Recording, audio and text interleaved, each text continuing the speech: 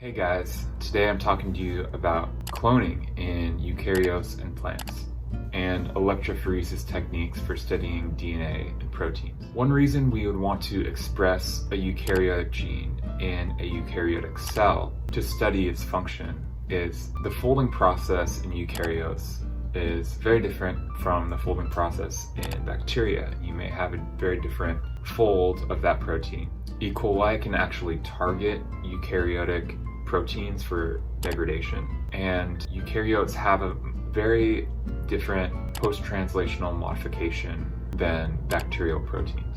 So you would want to express them in a eukaryotic cell to have those same modifications. Initial cloning is done in bacteria to create a shuttle vector that can then be introduced into a eukaryotic cell.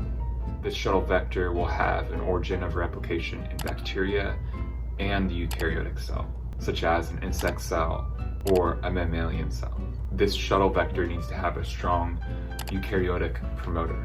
And you can also add a signal sequence for the transcribed mRNA to translate into protein that is then recognized by the eukaryotic cell for export, so that the scientists can just centrifuge, spin down the cells, and collect the overexpressed protein in the supernate. Yeast is actually a very common eukaryotic cell used for expression. One very popular way of overexpressing a eukaryotic gene is to use a baculovirus.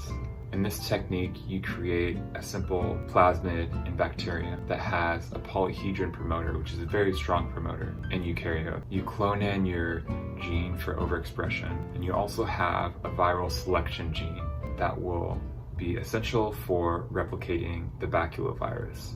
The transfer vector is just important for constructing this initial vector. You then have a viral DNA that is very large and complete, about 10 to 15 times the size as the transfer vector. And this viral DNA has all the necessary components to produce a baculovirus, meaning it has all the proteins necessary to construct the structure of baculovirus. So you have this transfer vector and you have this viral RNA, and you transfect both of these at the same time into insect cells. In the insect cells, you have a recombination that takes place that combines these two constructs into one. Because of the complementary sequences that you have in the viral DNA, the blue part, they can come together and create this large vector that doesn't have any of the transfer vector components anymore, but it has the viral selection gene and the gene of interest, and then this long segment of viral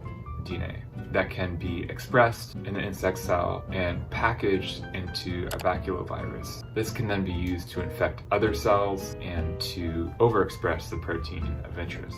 I'm not sure why you can't just transfect the transfer vector into the insect cell for expression. Maybe this process isn't very efficient and the replication or selection process isn't very good for insect cells. But we do know that this baculovirus infection is very effective for overexpression of the protein.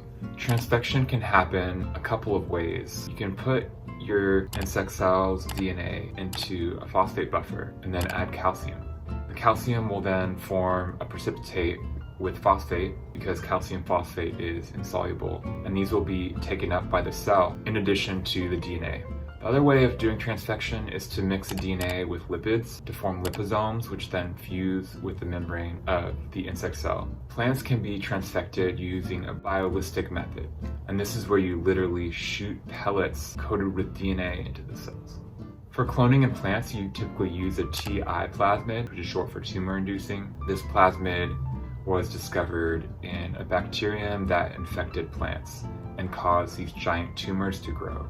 Using this plasmid, this bacterium, Agrobacterium tumefaciens, was able to express proteins that produced metabolites called opines, which were only used by that bacterium and could not be used by the plant. So they were essentially hijacking the fuel supply of the plant and converting it into a fuel that only they could use. The scientists have capitalized on this ability by taking that same bacterium and that same plasmid, and instead of having an opine biosynthesis in that plasmid, they'll express a gene of interest. So you can't use the biolistic method to introduce the plasmid. So instead of using the biolistic method, if you're using a TI plasmid, you don't use a biolistic method for transfection into plants. You actually use that bacterium, and you basically just like soak a disc of the leaf of, say, a tobacco plant in the bacteria that have the TI plasmid with the target gene. And then eventually that disc will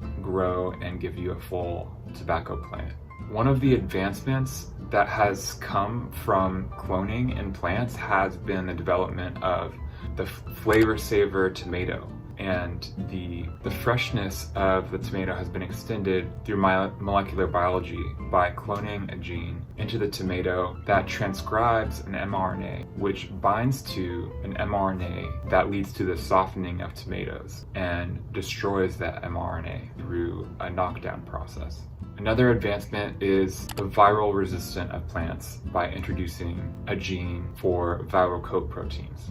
All right, now I'm going to switch up and talk about gel electrophoresis, which is a super important technique for analyzing DNA and proteins. Agarose gel electrophoresis is super common for analyzing DNA. A DNA will migrate in an agarose gel at distance inversely proportional to the size of that DNA, except for very large fragments. And this is a log base 2, from what I can tell from the textbook. I don't see a reason that it has to be exactly 2, could be just approximately 2. The reason the larger fragments don't follow the logarithmic trend could be due to the tendency for very large fragments or very large pieces of DNA to fragment because of shearing forces due to mixing or pipetting of the samples. One way to get around this fragility of large DNA samples is to use pulse field gel electrophoresis, which uses pulses of current followed by backwards pulses or sideways pulses that are short. And this has allowed for analyzing chromosomes in yeast, so it is very good at keeping large strands intact. Electrophoresis is also used for proteins. You can analyze a sample of heterogeneous proteins using 2D electrophoresis.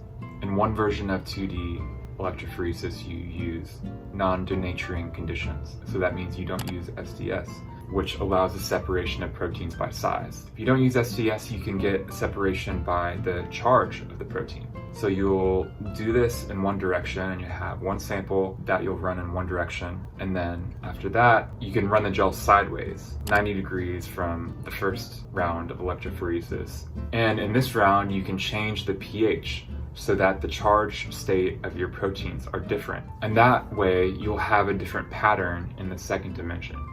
Another way to do 2D electrophoresis is do the non-denaturing conditions in one direction and then take a cutout of that gel and then place it on top of a denaturing SDS page gel and run that under denaturing conditions, and then you'll get a different pattern than what you would in that first method.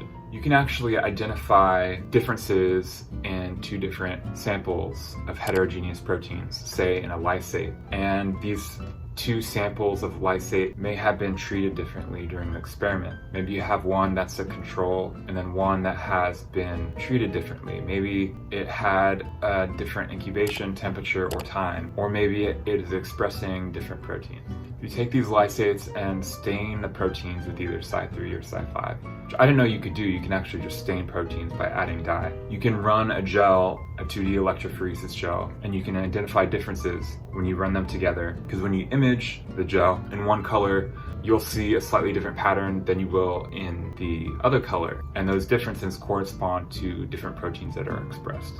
And it's amazing that the dye actually stays bound to the protein during electrophoresis. You should be able to see that by eye. And that's all I have for you today. Have a good week.